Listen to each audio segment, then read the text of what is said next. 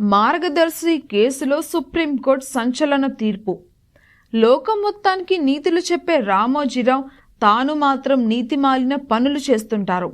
తను వ్యవస్థలకు చట్టాలకు అతీతున్నని భ్రమలో ఉంటూ వస్తున్నారు.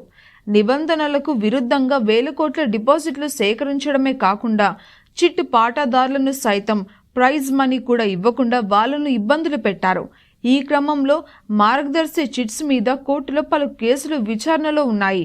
ఈ క్రమంలో మార్గదర్శికి సుప్రీంకోర్టులో గట్టి ఎదురుదెబ్బే తగిలింది. మార్గదర్శిపై విచారణను కొట్టివేస్తూ నాటి ఉమ్మడి హైకోర్టు ఇచ్చిన తీర్పును నేడు కొట్టివేసిన సుప్రీంకోర్టు తిరిగి ఈ కేసును విచారణ చేయాలని తెలంగాణ హైకోర్టుకు సుప్రీంకోర్టు ఆదేశం. డిపాజిటర్ల క్లెయిమ్ల కోసం పబ్లిక్ నోటీస్ ఇవ్వాలని ఆదేశం. మాజీ హైకోర్టు జడ్జిని నియమించి పరిశీలన చేయాలని తీర్పు. తెలంగాణ, ఏపీ ప్రభుత్వం, ఆర్బీఐ ఉండవాలి.